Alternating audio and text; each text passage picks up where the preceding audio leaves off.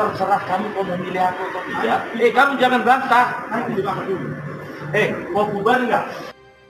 Ngeri, Gopsu Edi Rahmayadi ngamuk, bentak dan usir rakyatnya yang sampaikan aspirasi di kantor gubernur. Saya gubernurnya, saya usir kalian.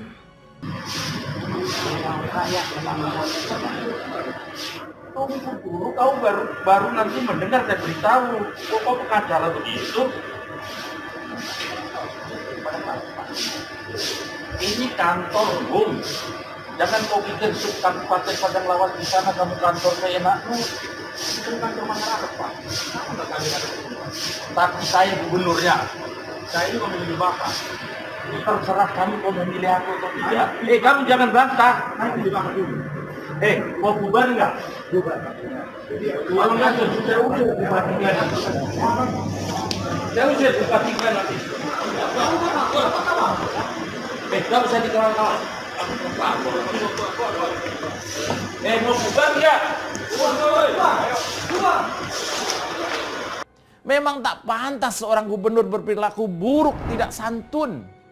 Panggil, diajak bicara dan dinasihati, bukan dipermalukan di depan umum. Bukan main fisik mirip Kim Jong-un. Anda ini gubernur Sumatera Utara, Pak, bukan Korea Utara. Seperti dilansir dari Tribun Pekanbaru.com, Gubernur Sumatera Utara Edi Rahmayadi mengamuk dengan membentak serta mengusir massa pendukung Bupati nonaktif Padang Lawas atau Palas Ali Sultan Harahap atau yang akrab disapa Tongku Sultan Oloan. Pengusiran itu terjadi saat Edi hendak mengadakan pertemuan dengan Tongku Sultan dan PLT Bupati Palas Ahmad Zarnawi. Kata Edi yang langsung mencari pengacara Bupati nonaktif Palas Senin 6 Februari 2023. Kalian kok masuk sampai sini? Pengacaranya mana? Boleh pengacara masuk sini? Anda jangan sombong. Menjawab pertanyaan Edi, pengacara TSO mengatakan dia hanya ingin mendampingi kliennya. Kata si pengacara, kami kan kesini mendampingi Pak Bupati, Pak. Edi kemudian berkata dengan nada tinggi, mana bupatinya? TSO, sudah di atas. Terus kenapa bawa-bawa seperti ini? Kata si pengacara, kami menunggu hasil pembahasannya, Pak. Kemudian Edi dengan suara yang meninggi, kalian tunggu di luar dulu, nanti sudah selesai baru saya kasih tahu. Kok kamu pengacara begitu? Mantan Pangkostrat itu pun mempertanyakan massa yang memenuhi kantor gubernur. Edi berkata, ini kantor Bung, jangan kau pikir Kabupaten Padang Lawas kau bikin seenakmu. Kata si pengacara, tapi ini kan kantor masyarakat, Pak. Salah kami kesini, Pak. Mendengar hal itu, Edi pun mengatakan dirinya akan mengusir TSO jika massa tidak bubar dari kantor gubernur. Kata Edi, tapi saya gubernurnya, kalau nggak bubar nanti saya usir bupati kalian. Pengacara itu pun sempat menyebut bahwa dirinya memilih Edi Rahmayadi pada Pilgub Sumut 2018 silam. Saya juga memilih Bapak. Mendengar hal itu, Edi kemudian menjawab dia tidak penting kalau pria itu memilih siapa. Dia pun memaksa sejumlah massa pendukung bupati untuk membubarkan diri. Jika tidak, Edi mengancam akan mengusir bupati mereka. Edi kemudian meminta agar petugas Satpol PP membubarkan massa. Edi berkata, terserahmu, kamu mau milih aku atau tidak. Kamu jangan membantah ya. Mau bubar nggak? Mau bubar nggak? Kau, kantor kau bikin jadi apa ini? Kau bubar nggak? Kalian mau bubar nggak? Oh, ini pengacara yang buat ini ya? Orang sampai mau mutar-mutar masuk ke kantor. Usai adu mulut saat diwawancara, pria berbaju putih ternyata adalah pengacara TSO bernama Dona Siregar. Dona mengatakan Gopsu Edi aneh dengan memperlakukan mereka seperti itu. Kata Dona Siregar, iya Pak Gubernur ini aneh ya saya lihat.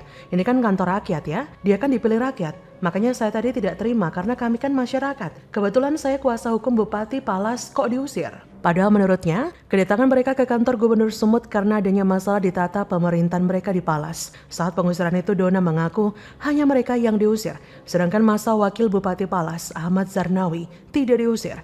Sehingga dia menduga ada semacam senario yang disiapkan pihak Pemprov Sumut. Ia berkata, kenapa kita datang ke sini kan karena ada masalah dan dia duduk di sini karena dipilih rakyat. Ini kubu kami saja yang diusir keluar, maksudnya dari Pak Bupati, dari kubu Wakil Bupati kok nggak ada disuruh. Ini seperti ada senario tertentu, dugaan saya ya. Sebelumnya diberitakan Bupati Palas TSO dinonaktifkan sejak Mei 2021 karena sakit. Ia kemudian digantikan oleh Wakil Bupati Ahmad Zarnawi sebagai pelaksana tugas Bupati berdasarkan hasil pemeriksaan kesehatan TSO dan didukung oleh Surat Dirjen Otda Kemendagri. Nah, terkait pengangkatan PLT ini, TSO sempat menggugat Gubernur Edi ke Pengadilan Tata Usaha Negara pada Juni 2022. Terakhir, TSO dikabarkan sudah sehat kembali dan Kemendagri mengeluarkan surat rekomendasi pengangkatannya kembali sebagai Bupati Palas yang tercantum dalam surat bernomor 100.2.1.3/8591/OTDA tertanggal 29 November 2022. Bagaimana menurut Anda?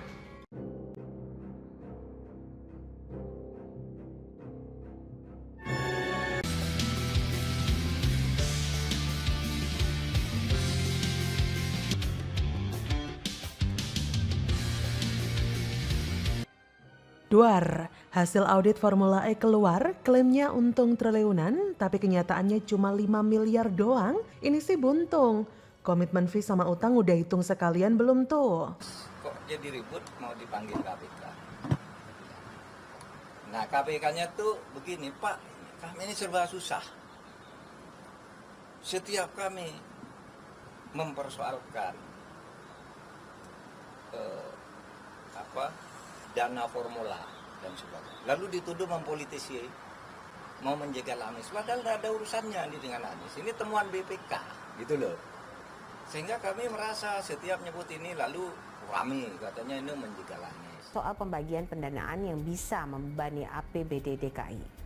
Pasalnya, Satuan Kerja Pemprov DKI juga diidentifikasi ikut dalam aktivitas penyelenggaraan dari Formula E ini. Dengan demikian, otomatis alokasi biaya menjadi beban APBD. Akhirnya ketahuan kan, di sini ada berita dari Katalogika.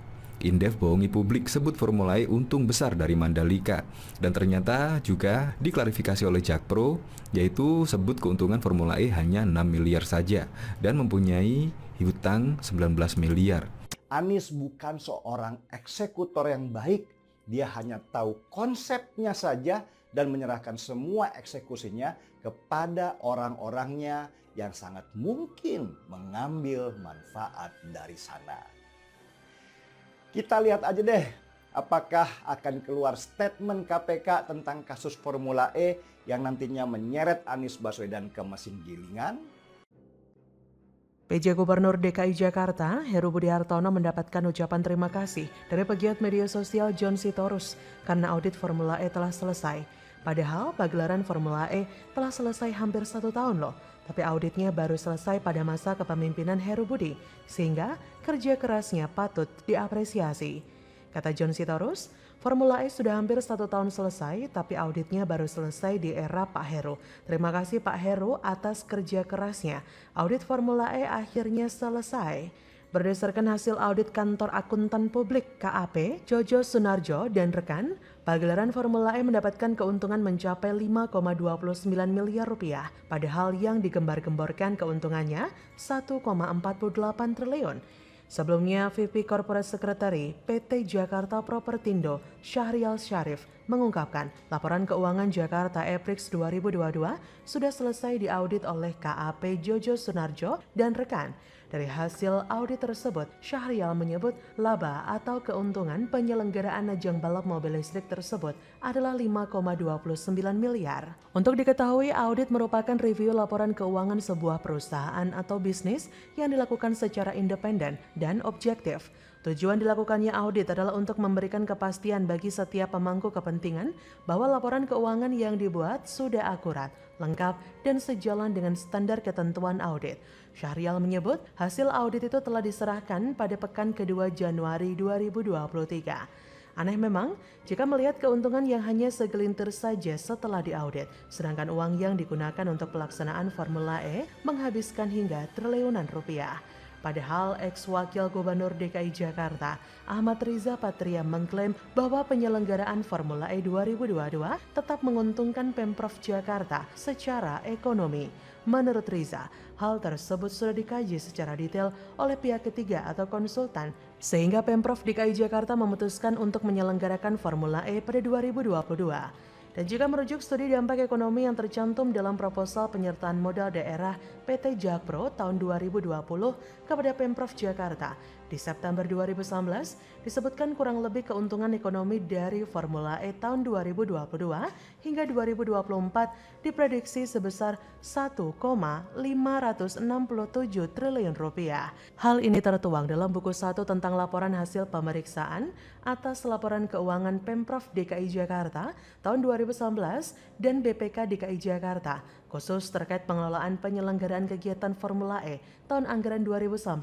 Hasil pemeriksaan ini telah ditandatangani oleh Gubernur DKI kala itu, Anies Baswedan, dan penanggung jawab pemeriksaan dari BPK, Perwakilan DKI Jakarta Pemut Arya Wibowo, 19 Juni 2020.